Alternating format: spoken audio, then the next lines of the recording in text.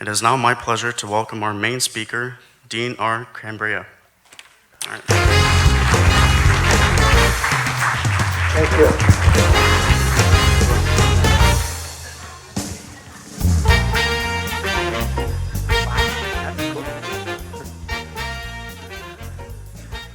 I'm an alcoholic. Hi, I'm an alcoholic. My name's Dean. From Cambria, or Cambria, I don't know. Anyways, it's good to be here. Thanks, Randy, for asking me to come down. And yeah, it's just an honor to be in a meeting of Alcoholics Anonymous. So I'm really grateful to be here. And this is kind of cool and high tech, and I'll try not to. Okay, it sounds different.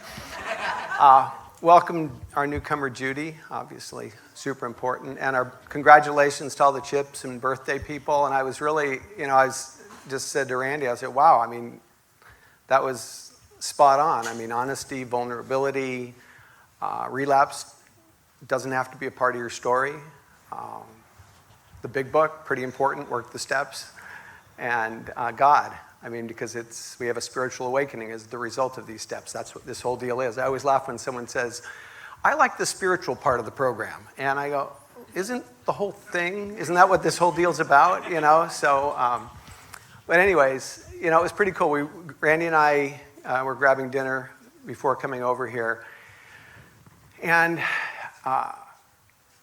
we were talking about God. And we were talking about this program of recovery. We're kind of talking a little bit about our past, and that's pretty neat, to get together, a couple of guys, and that was the conversation topic. I think that's kind of cool. Randy and I have known each other. There was a gap of probably 20 years, but we've known each other. We both sobered up in Orange County, and so I guess I can segue to that. But actually, before I segue to that, I'll talk about, today I drove up from Cambria, or down from Cambria, that was nice. But yesterday, I'm just going to share briefly my brain. Yeah, my life is pretty good right now. I mean, it is. If you saw my life, you'd say, wow, Dean's got a nice life. And I woke up yesterday, and I didn't have a nice life. There was no reason for it. I just didn't have a nice life. All of a sudden, I was just like, fuck. I was weepy and feeling sorry for myself.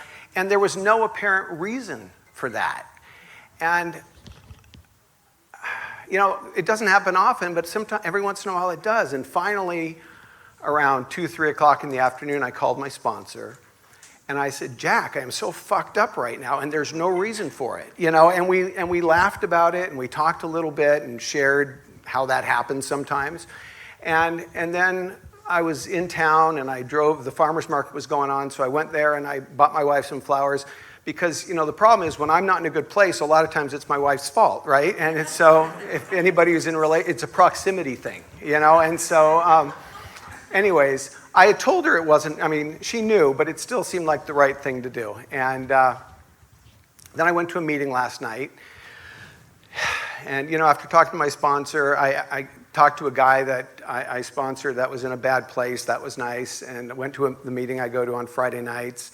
That felt good. I went to a meeting this morning called the Good Stuff Meeting. It's the topic's the same thing every week. Good things that are happening in my life because I'm sober. And that's always a really nice way to start the weekend, And so I did that and then drove down here. And, yesterday, that's a distant deal, And I knew when I was in it yesterday that was a temporary deal. But it's funny, when I was in the parking lot of the place we went to eat, and I was changing my shirt because I was in a t-shirt, and I was out of the back of the car, I was, and it reminded me, I remember being at this speaker meeting, and this young guy was sharing, and he said that he was homeless his first couple of years sober, and he was changing, and after a meeting, he was talking to a new guy, and he was changing his clothes out of the trunk of his car, saying to the guy, if you want what we have. And he said, when I was there, homeless out of the trunk of my car, I thought, I probably don't look like a good example of Alcoholics Anonymous right now. He said, but what do we have? And he said, well, what we have is that I know the situation isn't permanent. You know, it talks in the big, we've recovered from a seemingly hopeless state of mind and body. That's what we've recovered from, you know, and I know that. That's one thing. I'm not one of those that says I've recovered from alcoholism, but I know that I've recovered from a seemingly hopeless state of mind and body. I mean, when I was drinking and using, whatever I was feeling, that was just how I was going to feel for the rest of my life, you know? And it's not like that today. I know what's going on is usually passing, and that's a pretty neat deal. But so, anyways, Orange County. That's where I was. That's where I was raised, and you know, I was not a product of an alcoholic home. In fact, to the contrary, my mother and father were both educators, and it was a middle-class family. They didn't drink. They had an alcohol cabinet that was never touched. I don't know what it was doing there, but it had alcohol in it. It eventually got touched, but it wasn't by my parents. And my sister and I, and it was my sister and I, and it was kind of that, for those of you that are older, you know, that Ozzie and Harriet kind of white picket fence type of deal. It was just a nice Orange County home. And my sister and I, my parents were encouraging us to get involved in activities, you know, and so, you know, as a young kid, I'm in, you know, music classes, I'm doing fencing, I'm trying, you know, the gymnastics, they're just wanting to get us involved in different things like that. And then also, when I started school, I was put in what they call the MGM classes, that stood for mentally gifted minors, you know, is their, whatever the program's called today. And so, by no means was I in this negative alcoholic environment. There wasn't much love going on, but it wasn't a bad place. And yet, you couldn't have had a more insecure kid. I mean, I would just read all the time.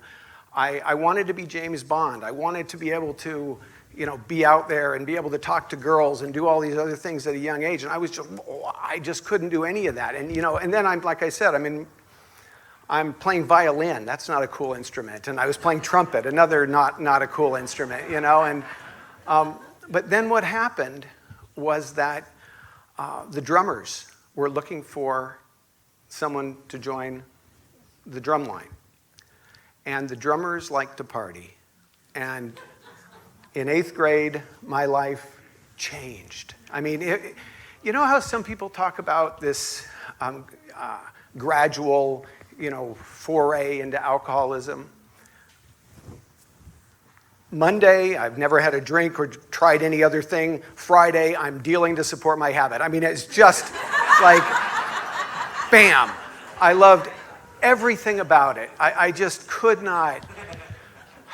God, yeah, I mean, that was really it, you know, and I ran with that. And I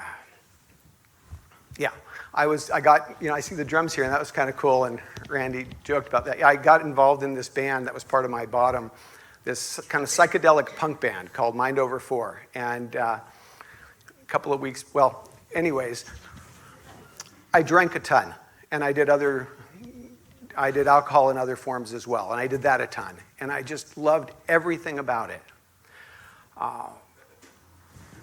And I did that for years. I mean, that really, all of a sudden, I had a girlfriend. All of a sudden, I had other friends. I didn't really recognize that the nature of those relationships were really about what we were doing together.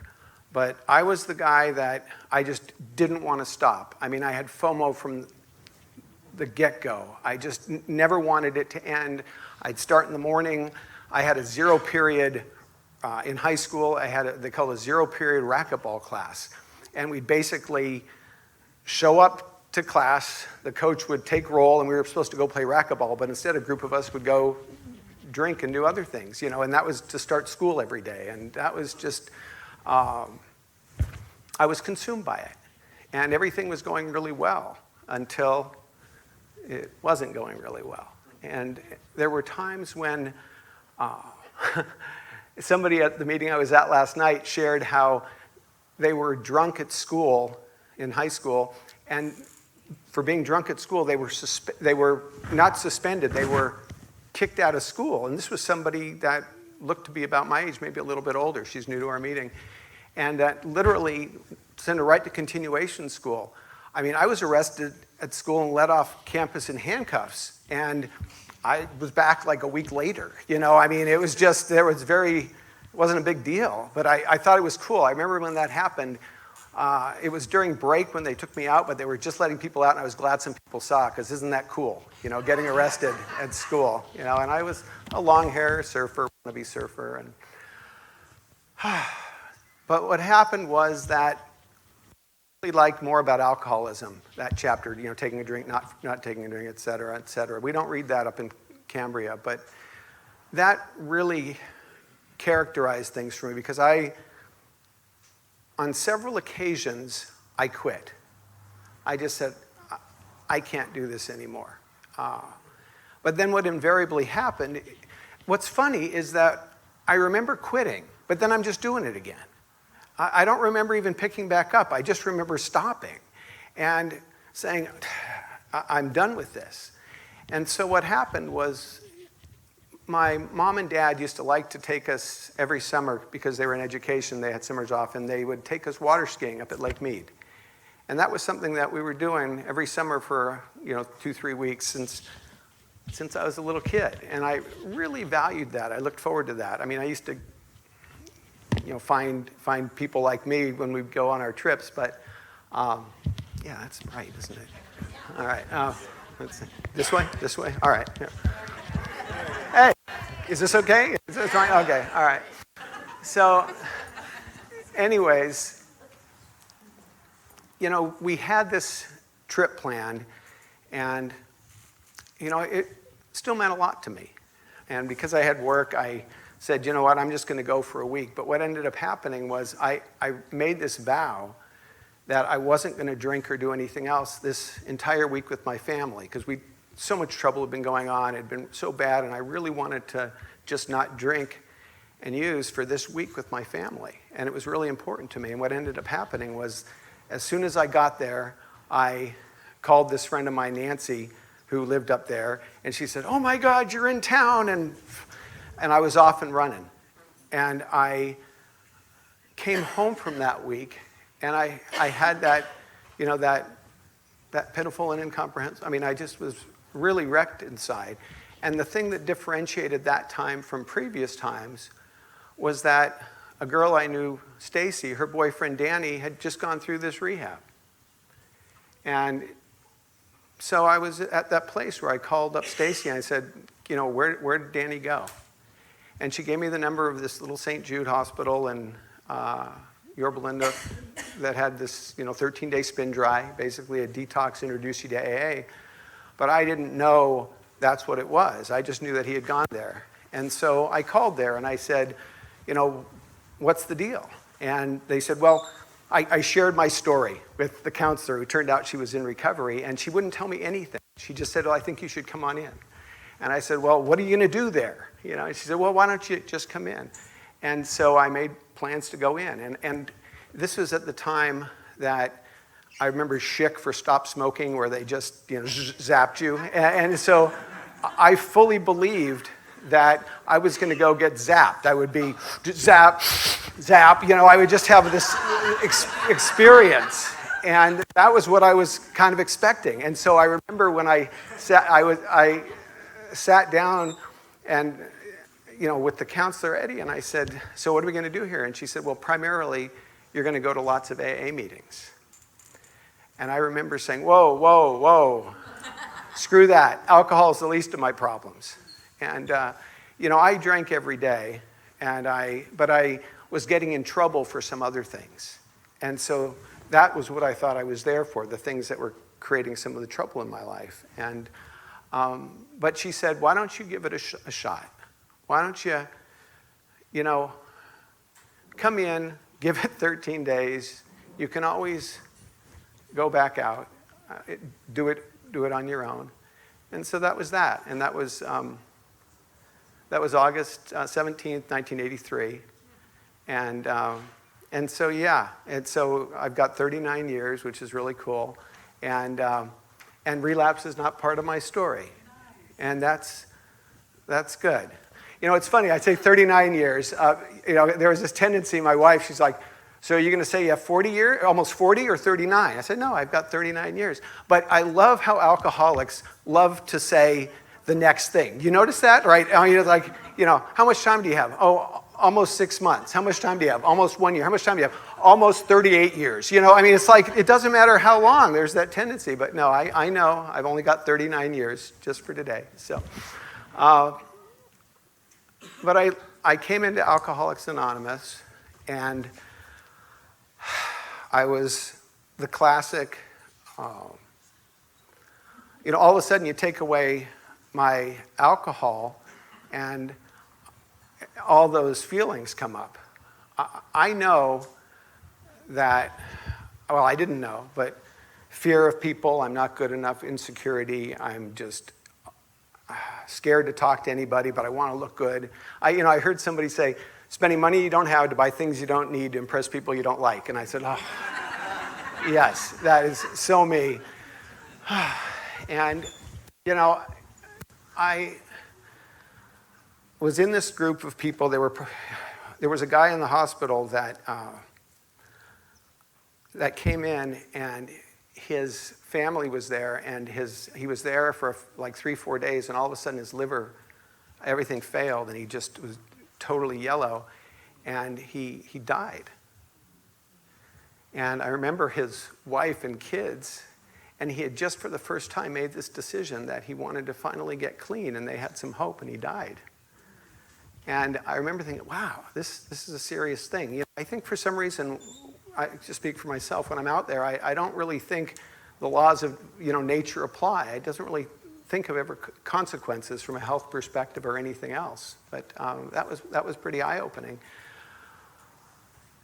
But I started going to AA meetings, and that was the deal. They had people that came in and took us to meetings, and I started getting introduced to, there was a men's meeting called the Dog on the Roof, which was kind of interesting. They had a dog on the roof, and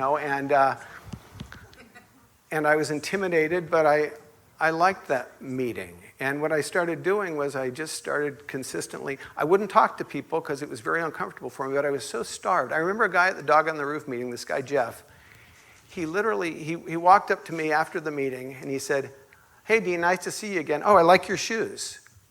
And I remember how good that made me feel inside. He remembered my name and he liked my shoes. I mean, what a ridiculous thing. I mean, that it was that big a deal to me, but it was. And, I knew I needed to get a sponsor, so I went to this little book study, step study, and there was a guy named Dean there. And it wasn't just the name. I liked Dean. He had about 1.5 years sober. And I asked him to be my sponsor when I had about 4 to 6 months. That guy, Danny, who had gone in before me that I got the phone number from, he and I were going to some meetings together, but Danny didn't take any action, and he wasn't around. So I felt like I was going it alone because I had a tough time calling people. I had all these business cards, but I didn't want to call anybody because I didn't think anybody actually would want to hear from me. But I did call Dean, and I swear, next to proposing to my wife, asking Dean to be my sponsor was probably it felt like it was so big for me. And when I asked him, that pause, it was probably half a second, but it felt like a minute where he was trying to back out, and then he said, "Sure, I'd love to be your sponsor," and I was so excited. And I was so grateful because now I had somebody to go to because I was so confused. I don't know which side the steps are on, but they were so confusing to me. I'm a figure-it-outer kind of guy. And it wasn't making sense to me. I don't understand how this has anything to do with stopping drinking. I really didn't get it. And my feelings would get hurt so easily at a meeting, and I'd call Dean and say, "I shared this and somebody shared this at me," and it just seemed like they were,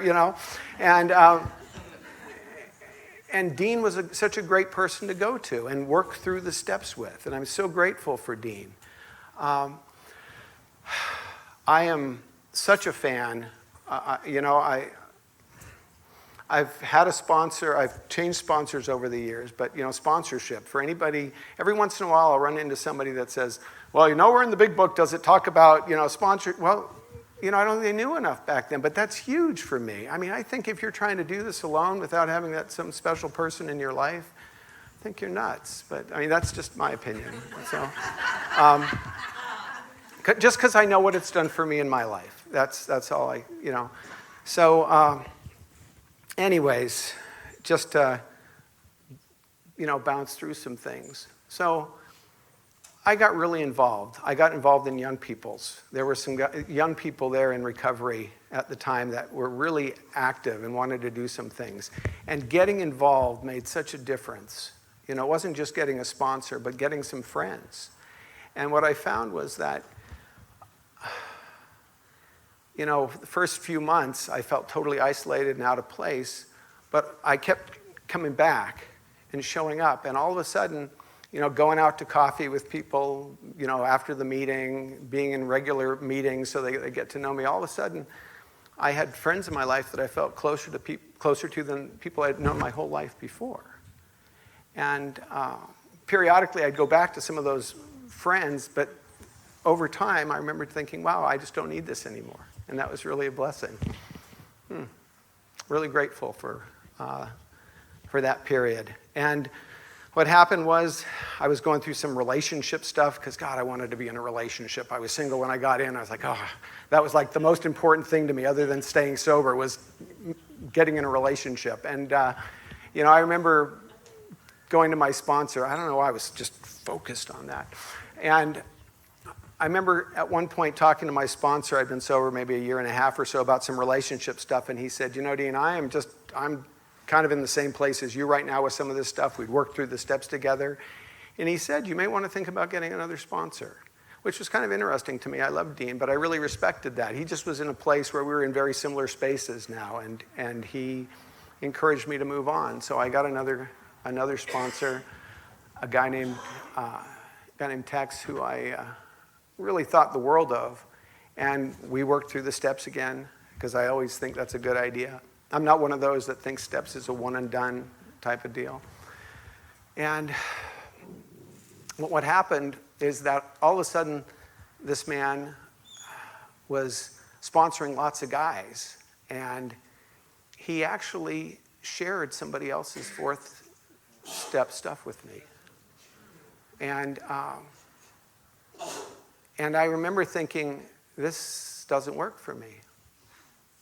Because I really, really value the sanctity of the relationship with a sponsor and a sponsee, and we're a bunch of alcoholics, people, mess up all the time, and do stuff. But that was wrong for me, and so I decided to move on. But it was interesting, this relationship. Sometimes people are both good examples and bad examples. Do you notice that? Same, I know I am probably a lot of the time. Oh gosh, I got a timer. Okay. No, this is good. Randy had told me about this, but I just hadn't noticed it before. So, anyways,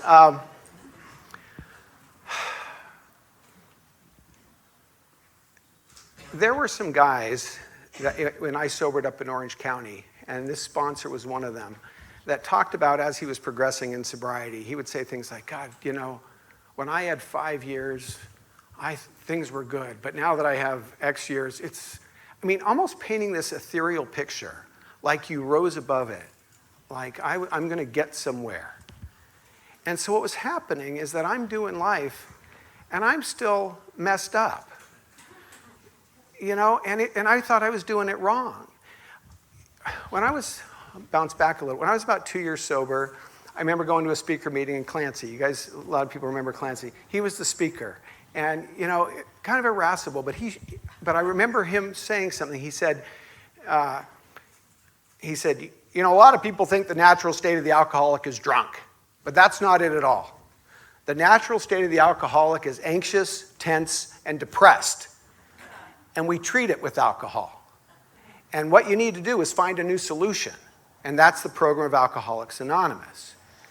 And that hit me upside the head because, that's it. Drinking and using was my problem, was my solution, wasn't my problem.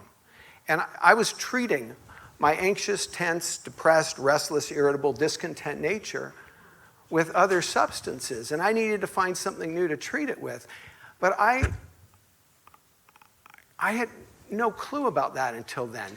And so that's what's happening in life in general, is that, it says we have a daily reprieve contingent on the maintenance of our spiritual condition, but it's not always a perfect science. And that's what I was saying by good and bad examples, because I thought that I was supposed to be floating at 6 to 8 years or whatever it is.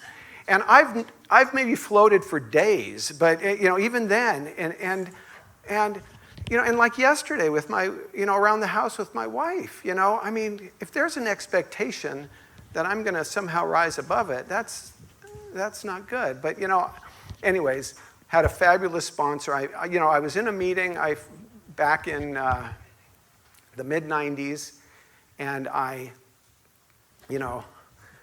young people's meeting, and I looked across a smoke-filled room, and there was I met my wife in AA, and that was really cool. What do they say? The odds are good, but the goods are odd. Is that the saying? I think so. Yeah. So I'm moving through my sobriety, but we met and had a very alcoholic relationship, and I could talk a lot about that. It was just nuts. She was in the process of going through a divorce, and when I met her, I was, it was the paternity thing. Anyways, it was just kind of a crazy time. But we ended up getting married so that was actually late 80s. 92 is when we got married. God, I should know that. Yeah. But we got married in 92, and we had a wedding I just want to, share that, through Alcoholics Anonymous, we had a wedding where we had about 110 people there, and the majority of them were alcoholics. It wasn't a fancy affair, but, it was in our backyard, and it was just amazing, the community of Alcoholics Anonymous. I really embraced Alcoholics Anonymous and what it brought with the relationships and the deepness of relationships. And I had a child from a previous marriage that I wasn't involved in her life at all.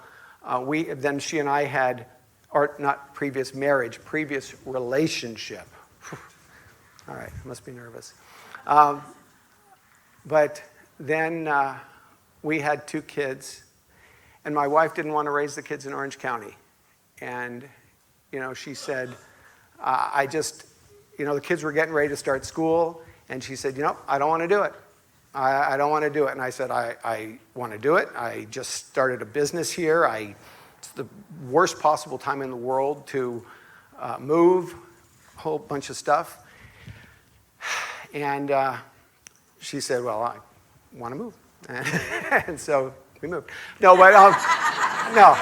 What happened was, the little God things, the little God shots. So I said to her, honey, look, we own a home right now, and I don't show any income, right now. And if we're going to move, we need to be able to sell our house and pull every dime out of it so we can, get a place with, a decent down.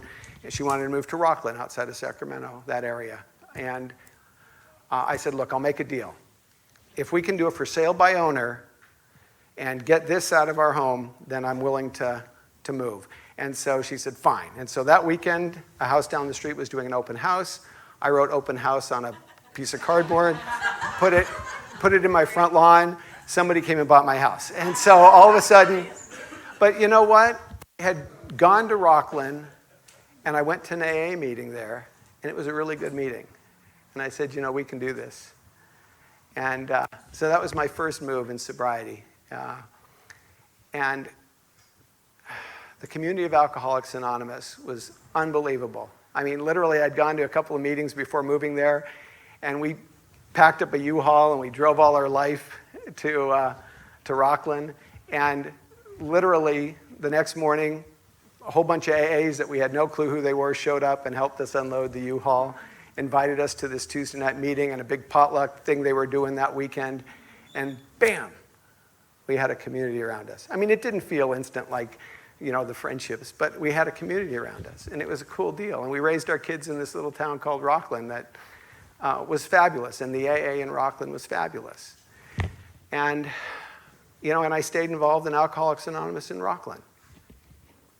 And my business just started right back up. It was kind of a service business that I didn't need to be in a particular place.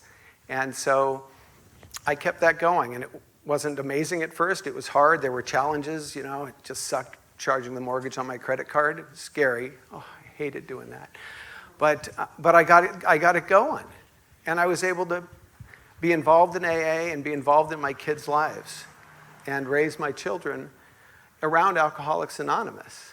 You know, we'd have parties in our homes and we'd go on. There was a men's camp out that I started taking my son to from the time that he was probably 2 years old. It was up, kind of hard to describe, but up in the mountains in the middle of nowhere. And it's a men's group that the boys would run around with their dads, and we'd go off cliff jumping into this lake, and we'd do all sorts of things together. And my son would get so excited about doing that. I mean, just on the ceiling. And he started drinking and using and went off to college he drove there or went to college in Seattle, but he didn't really go to college. It was one of those things. But I'll tell you, the first year that I went to this men's camp without him, and I got to the camp out, and he was there. He drove all night from Seattle to join me at the men's camp out in Placer County, because he loved hanging out with a bunch of, even though he was, doing his own deal, he loved hanging out with the people in AA, and he loved going with his dad to these AA campouts. What a blessing to be able to raise kids in the program of Alcoholics Anonymous and have them have a positive association with the program of Alcoholics Anonymous. It was just such a blessing. And ups and downs of life. About 14 years ago, we did this little family vacation down to San Diego for Father's Day, and I was on the way back, and I got a call that my mom, who I have a wonderful relationship with my mom, that she was in Virginia traveling with her new husband, and she'd been taken out by a Hummer. And the call I got was that she probably wasn't going to make it, and that she was in the emergency room. And so my family took me to LAX because we were just right around there, and I flew to Virginia. And while I was in the airport, I called and I got an emergency room nurse. She said, we think she's going to bleed out, but here, let me put the phone next to her. And so I got on the phone with my mom, and I just told her I loved her, and I prayed a ton. I really prayed a ton. I was praying for her to be okay, to make it. That probably, and then I reached out to a bunch of AA friends and just told them what was going on so that I could be current.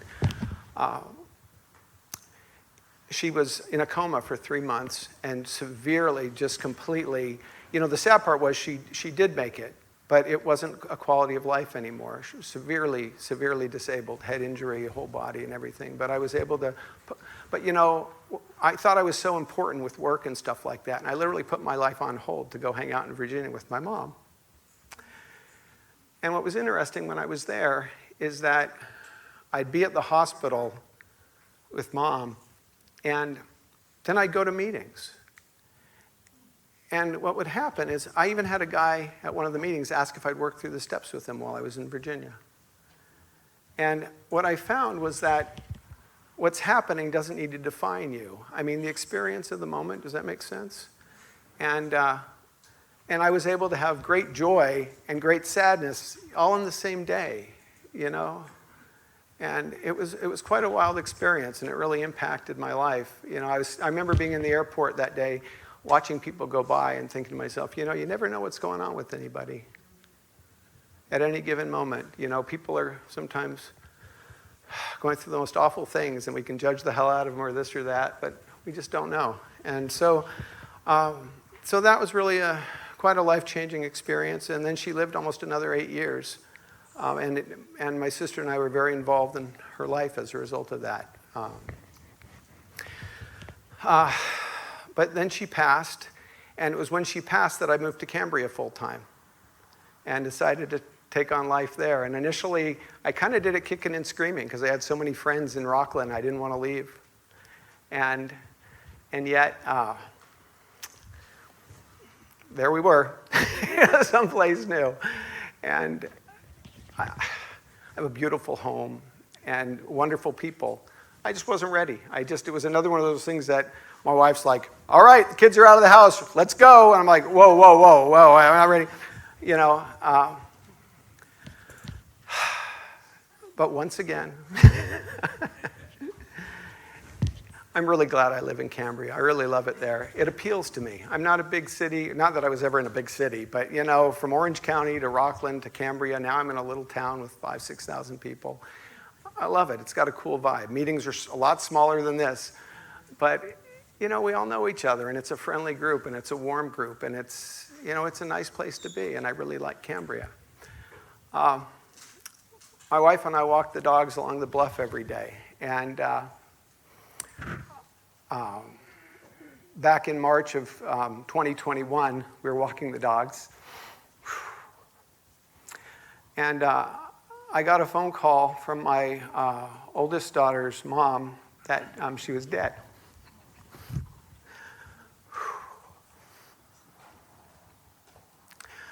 Fentanyl overdose. She'd been in and out of this program. She'd struggled with this disease.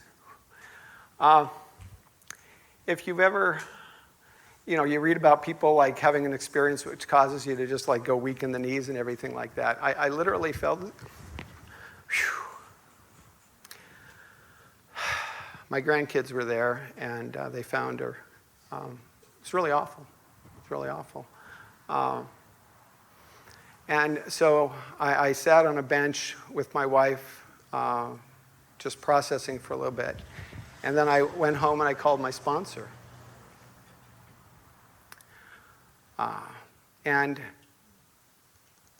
that was a really interesting time. You know, I've worked these steps several times, and I believe I have a relationship that's changed over the years with my higher power.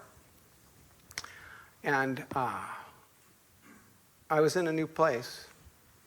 I was in a new place just as far as when my mom went through her accident, I was praying a lot about it, and it felt like it was easy to go to God. For some reason, I had a tough time with this one. I'll just share with you that. I prayed, but it was more just lip service. I was not, you know, and then I didn't want to talk to a lot of people, even though people were reaching out to me. I felt the love and support, but I had a couple of key friends that I appreciated their love and support, and my sponsor. But there were tons of people calling, and I just wasn't in a place.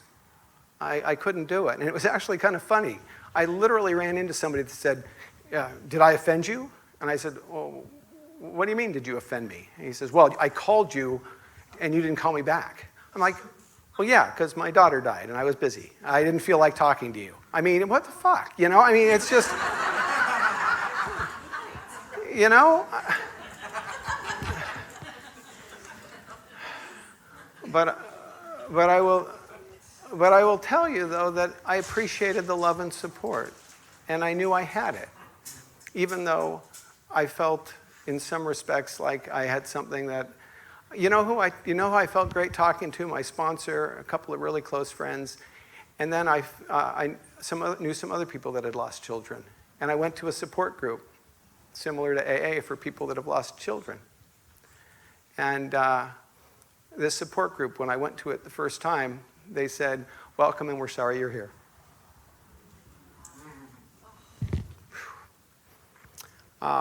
But anyways, you know, so I guess the thing about AA is that you can get through anything. You know, I guess you can just get through absolutely anything. And it's, you know, a foundation, it's a pillar of life, right? I mean, you know, I remember someone saying, you know, if you have like a hierarchy, it's God, family, vocation. And to me, God is this program of Alcoholics Anonymous. That's how I, on a daily basis, have any kind of a, you know, having had that spiritual awakening as the result, you know, I've got to do that. I mean, to me, the 12 step, you work the steps so you can experience life differently, and you don't get caught up in, you know, I haven't figured God out or whatever. You know, I heard somebody say once, you know, you work the steps and God will find you. You know, that's the deal. And I know 100%, I know absolutely that if I keep this program of recovery at the center of my life, I've got a shot at this deal. I have a shot at being happy, joyous, and free no matter what's going on. Not every day, not every moment, but my future is bright. I've had amazing joys in this last couple of years in spite of the tragedies. And that's been kind of my sobriety, has been one of lots of ups and downs. But overall, God, I'm so grateful that I found this program of recovery. And it says I got 36 seconds left. So I just want to say that I'm really grateful. It's neat. It's just a wonderful opportunity to get to talk in front of everyone. And my prayer before I started talking was, God, help me to say something that one person can get something out of. And I obviously wanted everyone to get something out of it. But if just one of you did, I'm grateful that my time here was well spent. So thank you.